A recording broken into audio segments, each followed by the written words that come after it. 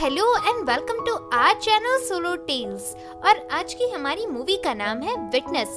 तो चलिए शुरू करते हैं मूवी की बेसिक प्लॉट लाइन। तो मूवी की स्टार्टिंग में हम यूनसुक को देखते हैं। यूनसुक एक पुलिस ऑफिसर थी। आगे रात को यूनसुक अपनी गाड़ी लेकर एक रोड के किनारे पहुंचती है। इस रोड में कुछ लड़के मटर गश्ती कर रहे थे। यूनसुक इन लड़कों के पास जाती है। इन्हीं लड़कों में से एक डाइकी था। डाइकी यूनसुक का भाई था। यूनसुक डाइकी को खींचकर अपने साथ ले चलती है। आगे ये दोनों गाड़ी में थे। इधर डाइकी अपने पास से एक बॉक्स निकालता है। इस बॉक्स के अंदर एक की चेन थी। डाइकी से बात करते वक्त वो की चेन नीचे गिर जाती है। ये चेन डाइकी वहाँ से निकाल नहीं पा रहा था।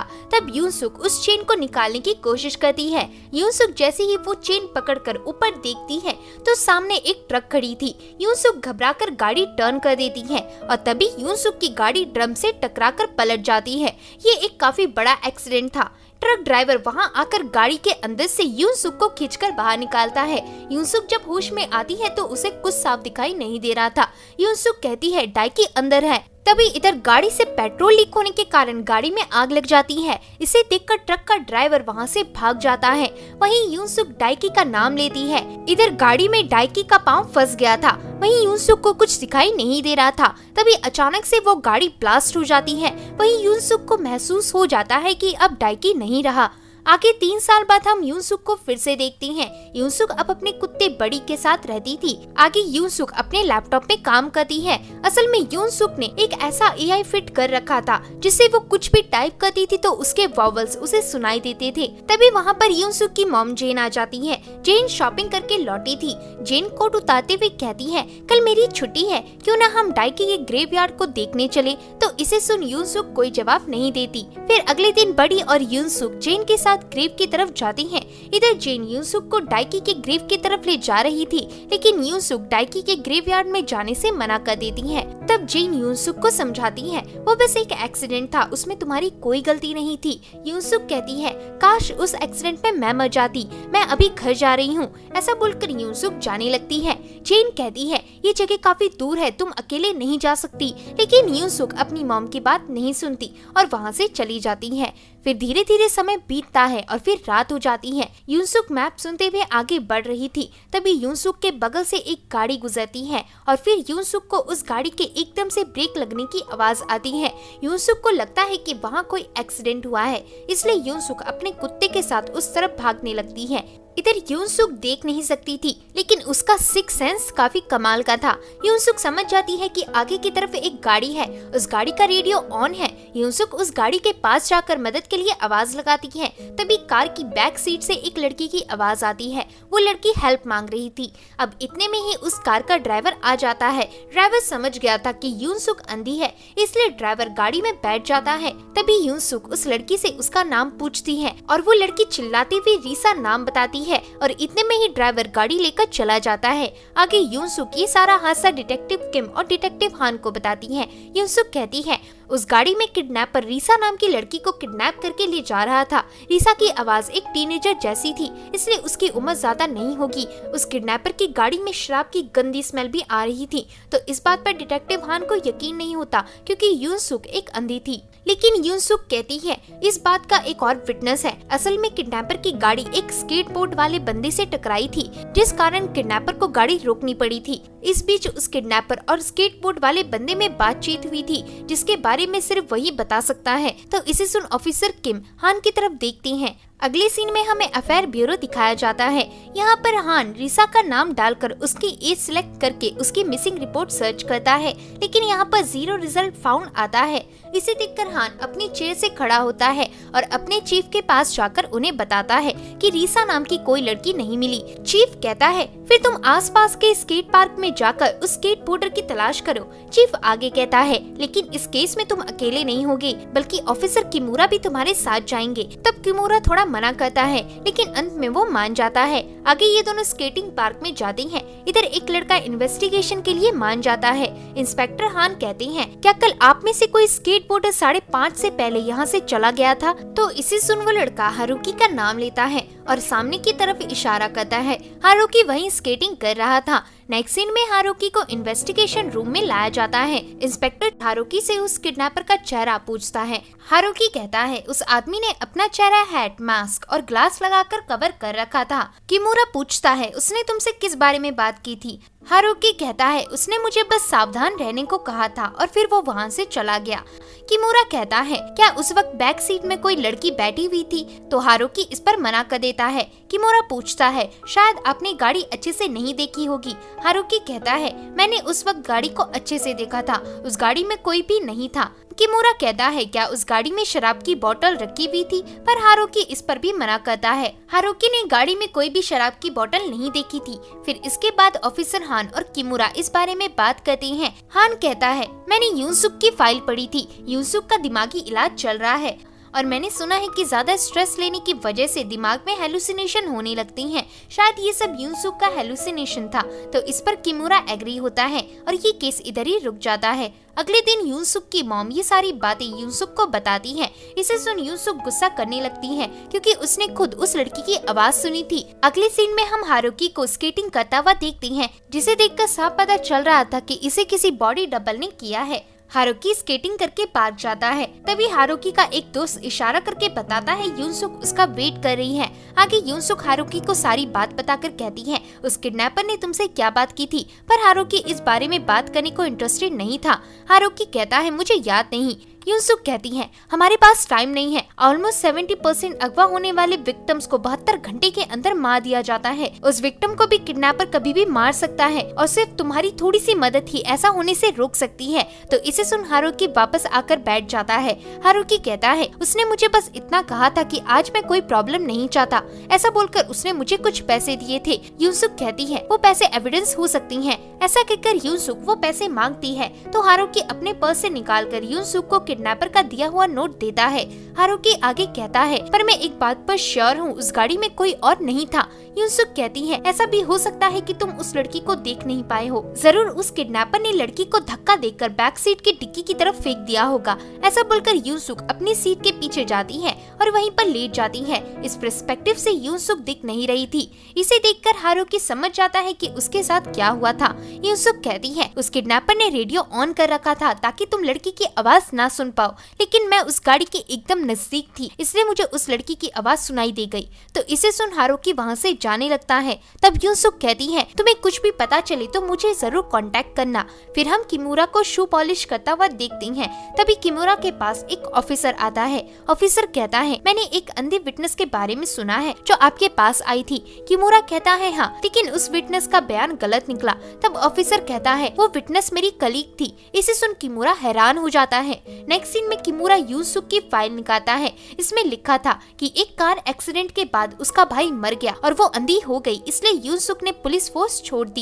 ये पढ़ने के बाद किमुरा एक अपार्टमेंट में जाता है। इस अपार्टमेंट की सीढ़ियों में ही उसे यूनसुक दिख जाती है।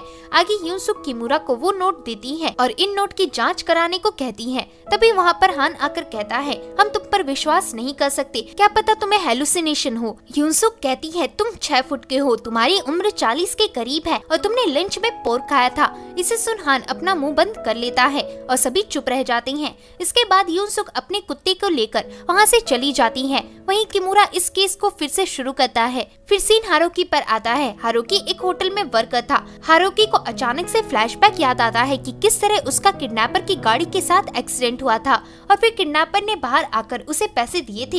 हारुकी होटल से बाहर आकर कॉल लगाता है और यूनसुक को मिलने बुलाता है। नेक्स्ट सीन में हारुकी यूनसुक के साथ एक बिल्डिंग में था। हारुकी कहता है इधर मेरा एक दोस्त योकोयामा रहता है। योकोयामा डाटा ब्रोकर है। वो सबकी इंफॉर्मेशन रखकर उन्हें पैसों के बदले बेचता है। उसके पास रीसा का भी रिकॉर्ड होगा। फिर ये दोनों योकोयामा के कमरे में होते हैं। योकोयामा अपने कंप्यूटर के पास जाकर रीसा का नाम डालता है, लेकिन इसमें एरर शो होता है। योकोयामा ये बात उन दोनों को बताकर कहता है क्या रीसा उसका असली नाम है।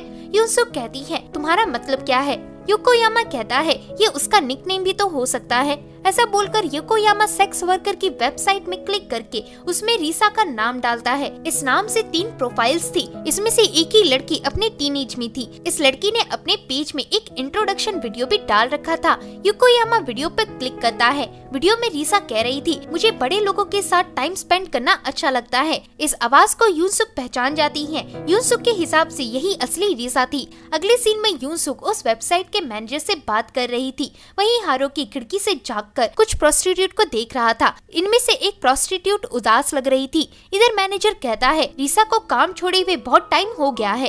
यूनसुक कहती है, क्या आपके पास उसका नंबर है? मैनेजर कहता है, उसने अपना नंबर चेंज कर लिया है। ऐसा कहकर मैनेजर उन्हें वहाँ से भगा देता है। फिर हमें उसी उदास प्रोस्टिट्यूट को दिखाया जाता है। इसे देखकर लगता है जैसे ये यूनसुक को कुछ कहना चाहती थी। वहाँ से बाहर निकलकर यूनसुक हारुकी का शुक्रिया अदा करती है और हारुकी वहाँ से जाने लगता है। तभी अंदर से एक दूसरी प्रोस्टिट्यूट आती है। इसे हारुकी भी देख लेता है। इस प्रोस्टिट्यूट का नाम सैरा था। सैरा को फोटो खींचकर उसे इंस्टाग्राम में डालने का शौक था। यूनसुक इधर सारी कन्वर्सेशन रिकॉर्ड करने वाली थी और इस पर सैरा मान जाती है। सैरा कहती है, रीसा का असली नाम मुझे नहीं पता। असल में रीसा अपने घर से भाग कर आई थी, पर रीसा के पेरेंट्स उसकी बिल्कुल भी फिक्र नहीं करते थे, इसलिए उन्होंने इसकी रिपोर्ट नहीं की। यूनसुक कहती है, तुम्हें क्या लगता है रीसा ने काम क्यों छोड़ दिया? सैरा कहती है, उसे मिस्टर क्यू अपने साथ ले गए थे। मिस्टर क्यू, हमने उन्हें एक निकनेम दिया है। असल में वो हमारे लिए गॉड है। मिस्टर क्यू सेक्स वर्कर्स को इस धंधे से बाहर निकाल कर उन्हें नई जिंदगी देती है और हर कोई उनके साथ जाना चाहता है। यूनसुक कहती है, मिस्टर क्यू का असली नाम क्या है? सैरा कहती है, मुझे नहीं पता, लेकिन लोग कहते हैं कि किरीनो नाम का कोई आदमी ही मिस्टर क्यू है। हारुकी कहता है, मिस्टर क्यू को ये सब करने का क्या फायदा होता है? सारा कहती है, वो शायद लड़कियों को इस काम से छुटकारा दिलाने के लिए ऐसा कर रहे हैं। फिर यूनसुक कहती है, जब भी किसी चीज की जरूरत पड़े तो हमें कॉल करना। सारा कहती है, जरूर, काश रीसा जहाँ कहीं भी हो वो सुरक्षित हो। फिर हमें रीसा को दिखाया जाता है। रीसा एक बॉक्स में बंद थी और बाहर निकलने के लिए आवाज लगा रही थी। इधर बॉक्स के अंदर एक बनी भी था जिसकी एक आंख निकली हुई थी। आगे हमें फिर से हारुकी और यूनसुक को दिखाया जाता है। ये दोनों एक बिल्डिंग के पास आते हैं। इसी बिल्डिंग में किरीनो यानी कि मिस्टर क्यू रहता था। हारुकी किरीनो का दरवाजा नॉक करता है, लेकिन घर में कोई नहीं था। तभी हारुकी देखता है कि दरवाजा खुला हुआ है। इसे देखकर हारुकी अंदर चलने को कहता है, पर यूनसुक इस पर मना कर देती है। नेक्स्ट सीन में हमें पुलिस ऑफिसर किमुरा और हान को दिखाया जाता है। ये दोनों यूनसुक की बताई गई कार्ड ट्रिक को चेक करके देख रहे थे। तभी किमुरा को यूनसुक का कॉल आ जाता है। अगले सीन में किमुरा किरीनो के घर में उसे आवाज लगाता है, लेकिन अंदर से कोई आवाज नहीं आती। तभी हान कहता है, हमें वारंट के बगैर किसी का घर चेक नहीं करना चाहिए, लेकिन किमुरा हान की बात न मानते हुए अंदर चला जाता है। इधर यूनसुक भी हारुकी का हाथ पकड़ के आगे बढ़ने लगती है। इस कमरे में काफी मेकअप का सामान, कॉफी और मैगजीन फैली हुई थी। साथ ही में एनिमल्स के पपेट्स भी थे। सारी बातें हारुकी यूनसुक को बताता है। यूनसुक ये सब सुनकर आगे बढ़ती है। फिर ये दोनों दूसरे रूम में पहुंचते हैं। इस रूम में एक मैगजीन और आधा खाया हुआ कप नूडल था। हारुकी वो नूडल यूनसुक को पास करता है। यूनसुक नूडल पकड़कर कहती है, ये नूडल अभी भी गर्म है। तब हारुकी इसे अपने हाथ में लेकर देखता है। वहीं इस कमरे में यूनसुक को कुछ आवाज आने लगती है। यूनसुक समझ जाती है कि ये आवाज घड़ी की है। तभी हारुकी उस जगह पर किसी आदमी का हाथ देखता है। इस बंदे ने घड़ी पहनी हुई थी। ये आदमी वहाँ से निकलकर जल्दी से कमरे से भाग जाता है। वहीं हारुकी उसके पीछे दौड़ता है। बाहर आते ही हान भी उसका पीछा करने लगता है और ये तीनों इधर भाग रहे होते हैं। तभी वो आदमी यानी कि किरीनो एक बिल्डिंग के ऊपर चढ़ जाता है। इस बिल्डिंग में चढ़ते वक्त हान को एक आइडिया आता है। इधर किरीनो बहुत तेजी से भाग रहा था। तभी सामने वाली सीढ़ी से हान आ जाता है और फिर ये दोनों किरीनो को पकड़ लेती हैं। आगे किरीनो कहता है, मैं रीसा को नहीं जानता। हान कहता है, तुम 2 साल पहले घर से भागी लड़कियों को गलत कामों में लगाते थे। किरीनो कहता है, लेकिन अब मैं कम उम्र वाली लड़कियों को काम नहीं देता। आजकल वह लोग ये कहकर भाग जाती हैं कि मैं गॉड से मिली हूँ।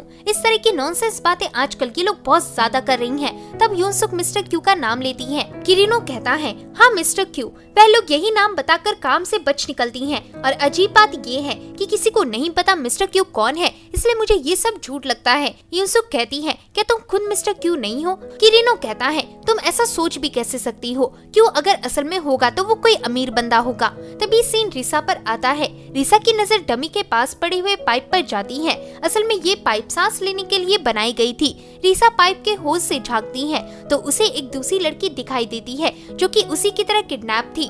रिसा उस लड़की को आवाज लगाकर पूछती है, हम लोग यहाँ कब से हैं? पर उस लड़की को भी ये नहीं पता था। तब रिसा उस लड़की के पास भी एक रैबिट देखती है, लेकिन इस रैबिट की आंख की जगह हाथ कटा हुआ था। अगले दिन किमुरा ब्यूरो ऑफिस जाता है और वहाँ के ऑफिसर से रिसा का अरेस्ट रिकॉर्ड चेक करने को कहता है। तब ऑफिसर चेक करके बताता है कि रिसा का कोई अरेस्ट रिकॉर्ड नहीं है। इसे सुन किमुरा को हैरानी होती है। आगे सभी ऑफिसर लंच कर रहे होते हैं। लंच के वक्त किमुरा अपने डम्पलिंग उस ऑफिसर को देता है जिसने रिकॉर्ड चेक किए थे। फिर हम हारुकी और यूनसुक को बात करता देखते हैं। हारुकी कह रहा था, क्या तुम्हें सच में यकीन है कि मिस्टर क्यू नाम का कोई आदमी एग्जिस्ट भी करता होगा? क्या पता ये एक महज कल्पना हो? ऐसा बोलते ही हारुकी को एक आइडिया आता है। हारुकी कहता है, अगर क्यू नाम का कोई आदमी एग्जिस्ट करता होगा तो लोग इस पर जरूर रिस्पॉन्स करेंगे। ऐसा बोलकर हारुकी अपने ट्विटर पेज में लिख देता है, मिस्टर क्यू ने एक लड़की को किडनैप कर लिया है। ऐसा पोस्ट करके हारुकी वहाँ से चला जाता है। दूसरी तरफ किडनैपर को दिखाया जाता है। किडनैपर ये पोस्ट देख रहा था। फिर सीन हारुकी पर शिफ्ट होता है। बहुत देर से एक कार हारुकी का पीछा कर रही थी। हारुकी ये बात समझ जाता है, पर तभी वो गाड़ी हारुकी को ठोक कर नीचे गिरा देती है। हारुकी उठने की कोशिश करता है, पर इतने में ही वो कार एकदम से पीछे आती है, लेकिन हारुकी साइड होकर बच जाता है। वहीं हारुकी का स्केटबोर्ड टूट गया था। हारुकी को समझ आ गया था कि गाड़ी में किडनैपर है। अब हारुकी अपनी बाईं ओर कबाड़ देखता है। हारुकी जल्दी से जाकर कबाड़ में छिप जाता है। तब वो गाड़ी लेफ्ट टर्न लेकर कबाड़ उड़ा देती है, लेकिन हारुकी बच जाता है। फिर वो गाड़ी बहुत तेजी से आगे बढ़ रही थी। इसे देखकर हारुकी कबाड़ के ऊपर चढ़ जाता है। हारुकी सीधा दीवार के पार जाना चाहता था, लेकिन गाड़ी उसे तेजी से गिरा देती है जिस पर हारुकी खड़ा था। इस वजह से हारुकी गाड़ी के ऊपर गिर जाता है। किडनैपर गाड़ी को पीछे लाकर हारुकी को नीचे गिरा देता है। इसे देखकर हारुकी वहाँ से भागने लगता है। इधर किडनैपर की कार हारुकी की तरफ काफी तेजी से बढ़ रही थी। तभी किडनैपर हारुकी के एकदम करीब से गुजरकर लेफ्ट की तरफ चला जाता है। असल में इधर एक दूसरी गाड़ी आ गई थी,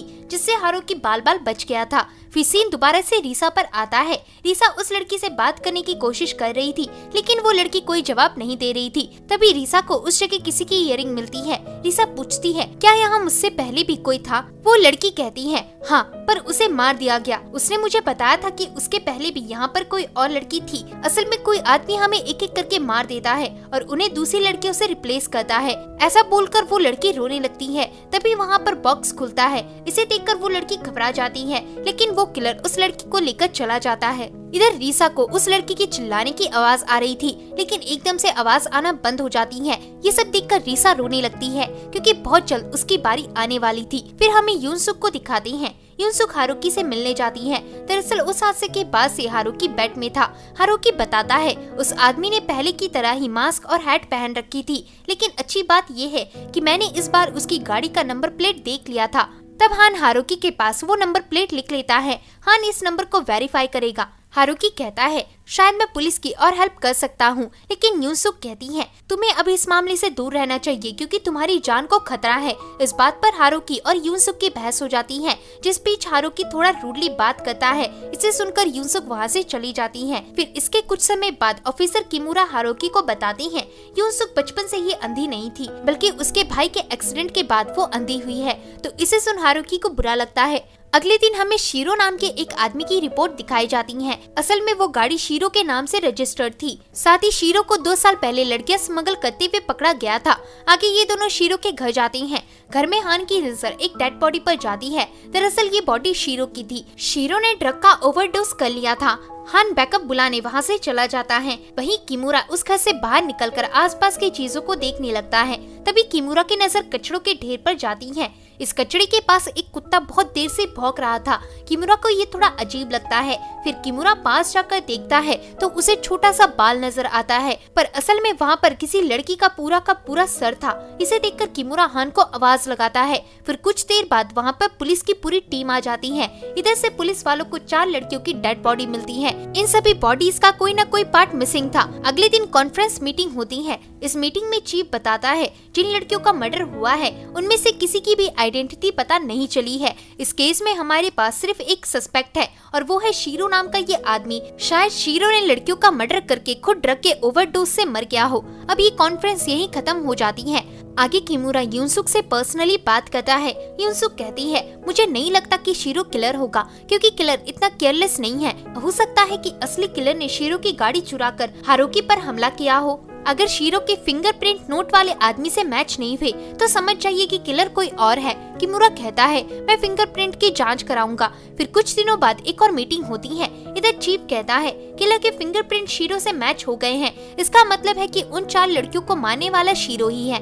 ऐसा बोलकर चीफ कॉन्फ्रेंस एंड कर देता है। आगे किमुरा फोन में यूनसुक को फिंगरप्रिंट वाली बात बताता है, पर यूनसुक को ये बात बहुत खटक रही थी। अब यूनसुक उदास होकर अपने टेबल में बैठ जाती है और फोन की रिकॉर्डिंग सुनने लगती है। इस रिकॉर्डिंग में कायल और किरिनो एक ही बात कह रहे थे कि मिस्टर क्यू एक गॉड है। इसे सुन यूनसुक अपने लैपटॉप में जो भी ऑर्गन्स उन लड़कियों के कटे थे उनके नाम डालती है और उसके आगे गॉड लिख देती है। फिर सर्च करने पर एक रिचुअल के बारे में लिखा आता है जिसे 6 सेंसरी ऑर्गन्स को प्योर करने के लिए किया जाता था।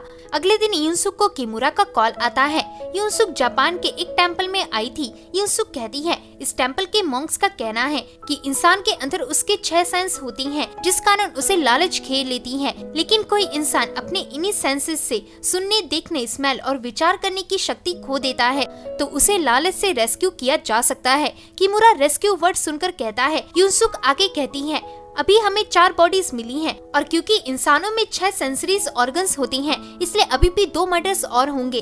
तब सीन कायल पर शिफ्ट होता है। कायल वही प्रोस्टिट्यूट थी जिसे हमने उदास देखा था। कायल अपना हाथ खड़ा करके एक कैब रुकवाती है और उस कैब के अंदर बैठ जाती है। फिर वो कैब वहाँ से निकलकर एक वीराने से रास्ते में रुकती है। इसे देखकर कायल कुछ नहीं समझ पा रही थी। इतने में ही कैब ड्राइवर एक बेहोशी का इंजेक्शन निकालता है और पीछे मुड़कर कायल को उस इंजेक्शन से बेहोश कर देता है। असल में ये ड्राइवर वही किलर था।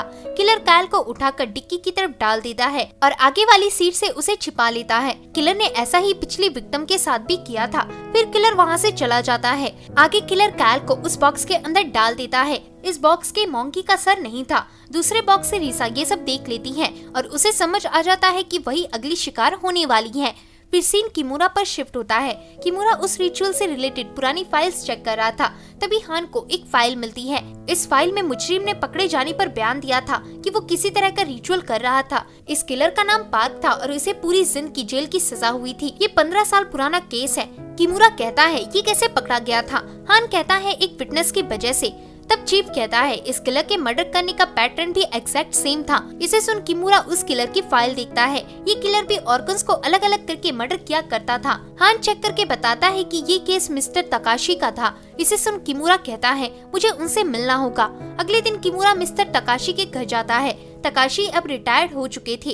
किमुरा तकाशी को उस पुराने केसेस के बारे में याद दिलाता है। तब तकाशी कहते हैं वो किलर काफी बेरहम था, लेकिन एक स्कूल के लड़के ने विटनेस बनकर उसे फंसवा दिया था। उस लड़के को इंसेक्ट की फोटोग्राफी करने का शौक था। उसने किलर को रंगे हाथों स्कूल स्टूडेंट का मर्डर करते हुए वीडियो रिकॉर्ड किया था, जिस कारण हम उसे पकड़ पाए। लेकिन उस वीडियो में एक बात काफी हैरान कर देने वाली थी। दरअसल जो हमारा विटनेस था वो किलर के काटने के तरीके को बहुत ज्यादा जूम करके रिकॉर्ड कर रहा था, जैसे उसे इससे मजा आ रहा हो। ये बात किसी इंसान के लिए नॉर्मल नहीं थी। किमुरा कहता है क्या मैं उस विटनेस से मिल सकता हूँ। ताकेशी कहता है फाइल में अब भी उसका कांटेक्ट होगा, इसे मैं तुम्हें दे दूंगा। तो किमुरा इस पर ताकेशी को थैंक्स करता है। आगे किमुरा ये सारी बातें यूनसुक को बताता है और तभी यूनसुक को हारुकी का कॉल आता है। इसके बाद यूनसुक हॉस्पिटल जाती है। इधर क्योको नाम की एक लड़की कायल के बारे में हारुकी को बता रही थी।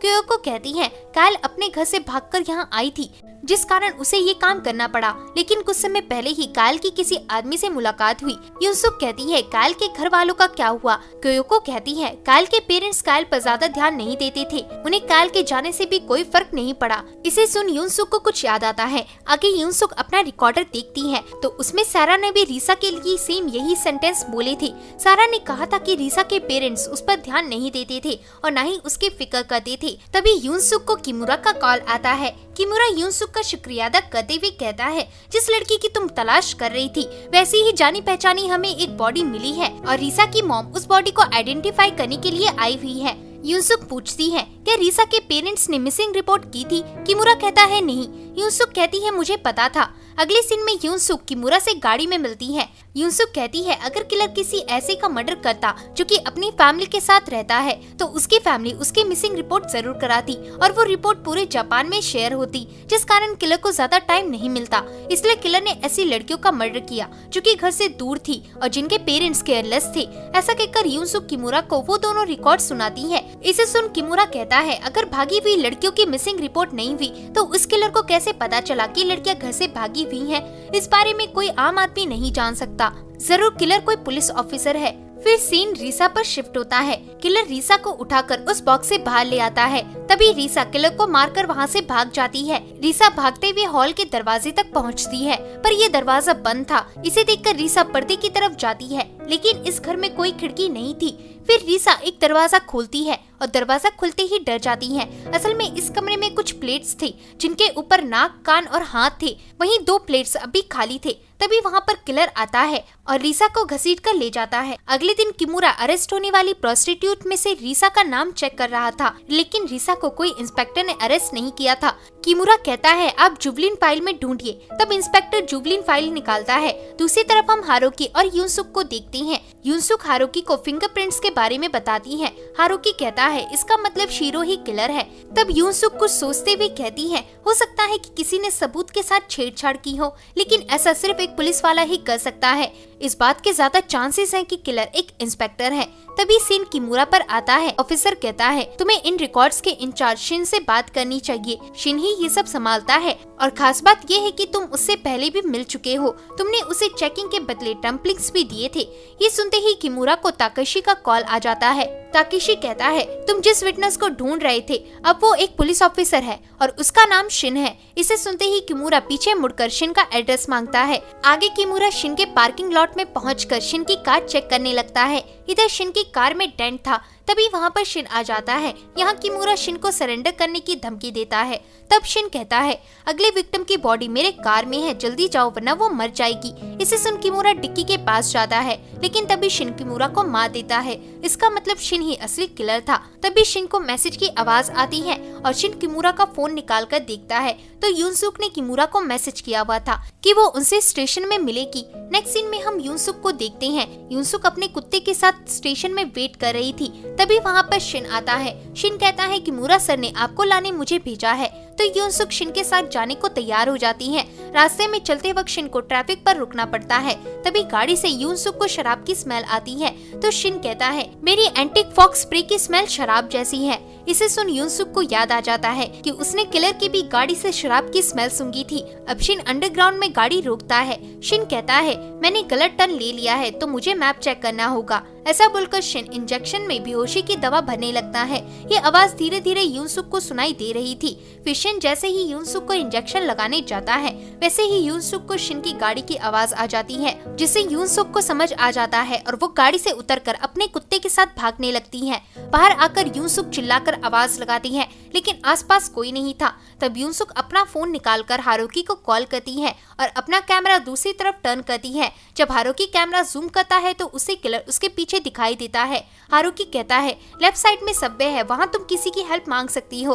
तब यूनसुक लेफ्ट की तरफ जाती है। लिफ्ट में बहुत सारी सीढ़ियाँ थी जिन्हें उतरकर यूनसुक स्टेशन पहुँचती है। स्टेशन पूरा खाली था। हारुकी कहता है राइट की तरफ काउंटर है तो यूनसुक राइट जाती है और काउंटर के पास पहुंचकर हेल्प मांगती है पर अनलकीली काउंटर में कोई नहीं था। अब यूनसुक कैमरा पीछे मोड़ती है। इधर किलर सीढ़ियों से उतर रहा था। आगे यूनसुक सामने जाकर मेट्रो की तरफ पहुंचती है और तभी वो मेट्रो वहां रुक जाती है। यूनसुक मेट्रो के अंदर जाती है और फाइनली यहाँ यूनसुक उस किलर से बच गई थी। आगे यूनसुक मेट्रो से बाहर आकर स्टेशन के दूसरी ओर जाती है। इधर यूनसुक हारुकी से बात कर रही थी। तभी हम देखते हैं कि किलर यूनसुक के सामने था। यूनसुक ये बात समझ जाती है। अब किलर यानी शिन कहता है किमुरा तुम्हें बुला रहे हैं तो यूनसुक शिन के साथ चलने लगती हैं क्योंकि उसके पास कोई और ऑप्शन नहीं था। तभी यूनसुक अपनी जेब से चिली स्प्रे निकालती है और शिन की आंखों में छिड़क कर वहाँ से भाग जाती है। यहाँ हारुकी यूनसुक को गाइड कर रहा था और यूनसुक उसी हिसाब से भाग रही थी। तभी एक जगह पर यूनसुक गिर जाती है और फिर वहाँ पर शिन भी आ जाता है। इधर शिन काफी तेजी से आ रहा था। वहीं यूनसुक जमीन को बार बार टच कर रही थी। इससे यूनसुक को समझ आ गया था कि ये रास्ता कैसा है। ये देखकर यूनसुक सीधे तरफ भागने लगती है और यूनसुक का कुत्ता भी उसके पीछे भागता है। तभी हारुकी लेफ्ट मुड़ने को कहता है। लेफ्ट साइड लिफ्ट थी। यूनसुक लिफ्ट के अंदर जाती है और फर्स्ट फर्स्ट फ्लोर चूज करती है, लेकिन दरवाजा बंद होने से पहले ही शिन वहाँ आकर एलिवेटर खोल देता है। ये ऑब्जर्व करके यूनसुक मिर्ची स्प्रे निकालती है, पर शिन मिर्ची स्प्रे फेंक देता है और अपना चाकू निकालता है, लेकिन कुछ करने से पहले ही यूनसुक का कुत्ता शिन पर हमला कर देता है और शिन को लिफ्ट से दूर ले जाता है। इस गुस्से में शिन यूनसुक के कुत्ते को बेरहमी से मार देता है। अब शिन यूनसुक की तरफ बढ़ रहा था, लेकिन तभी वहाँ पर ऑफिसर्स आ जाते हैं और फिर शिन वहाँ से भाग जाता है। अगले दिन यूनसुक की आंखें हॉस्पिटल में खुलती हैं। यूनसुक उठते ही अपने कुत्ते के बारे में पूछती है। तब यूनसुक की मॉम रोने लगती है और तब यूनसुक को समझ आ जाता है कि उसका कुत्ता अभी घायल है। इसे सुन यूनसुक बहुत रोने लगती है। दूसरी तरफ सारे पुलिस ऑफिसर शिन के अपार्टमेंट में जाते हैं, लेकिन यहाँ शिन नहीं था।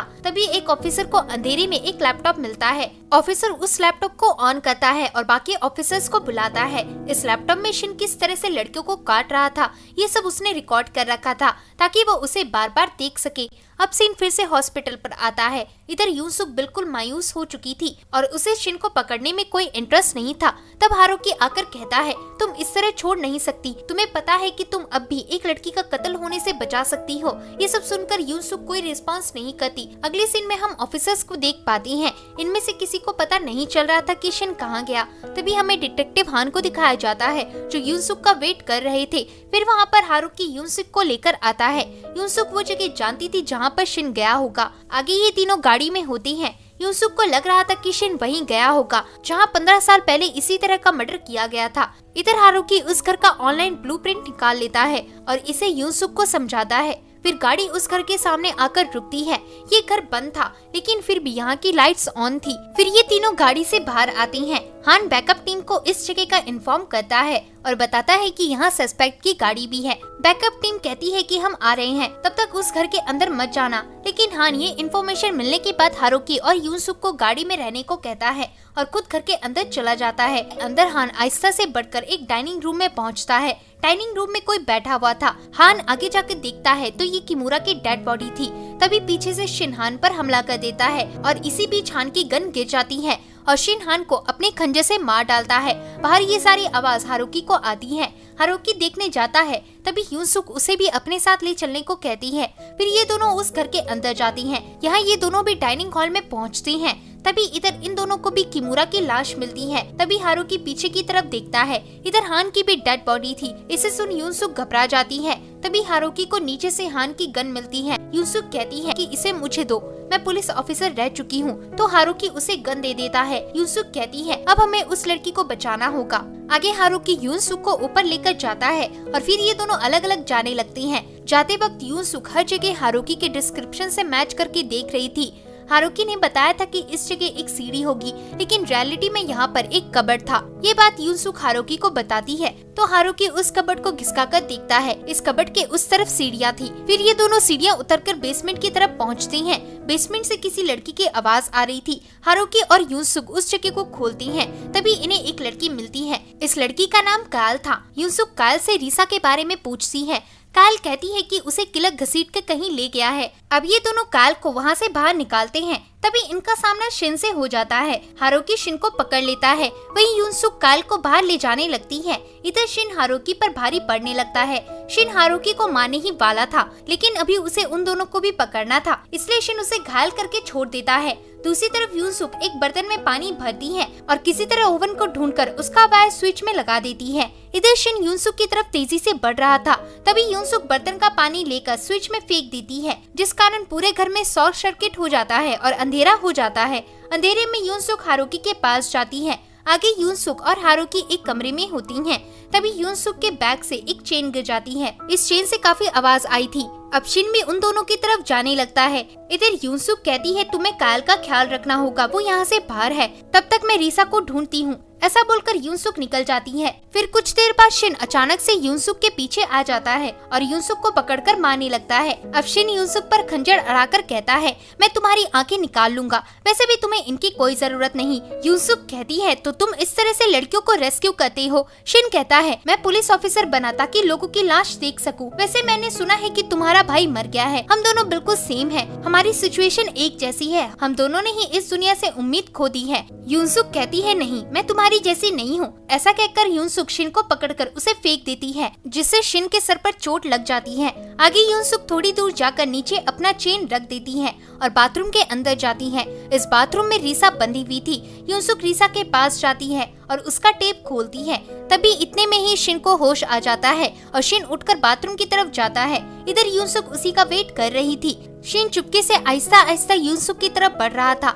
लेकिन तभी उसका पैर चेन से टकरा जाता है। चेन की आवाज सुनकर यूनसुक उस पर जल्दी से 3 गोली चला देती है और वहीं शिन का एनकाउंटर हो जाता है। नेक्स्ट सीन में रीसा को बचा लिया जाता है। रीसा अपने पास यूनसुक को बुलाती है और यूनसुक का हाथ पकड़ते हुए उसे शुक्रिया अदा करती है। यूनसुक जब रीसा के दोनों हाथ महसूस करती है तो उसे बहुत खुशी मिलती है और अब यूनसुक के दिमाग से सारा गिल्ट निकल गया था, इसलिए यूनसुक अपने भाई को श्रद्धांजलि देने आई थी। तभी वहाँ पर हारुकी कहता है, मैंने डिसाइड कर लिया है कि मैं एक पुलिस ऑफिसर बनूंगा, लेकिन शायद मैं टेस्ट में पास ना हो पाऊँ। तो यूनसुक कहती है, तुम पास हो जाओगे, मैं इस बात की गारंटी देती हूँ। ऐसा कहकर यूनसुक चली जाती है और इसी के साथ ये मूवी एंड हो जाती है। तो होप है कि दोस्तों आपको मूवी पसंद आई होगी। वीडियो पसंद आता है तो वीडियो को लाइक और चैनल को सब्सक्राइब करें।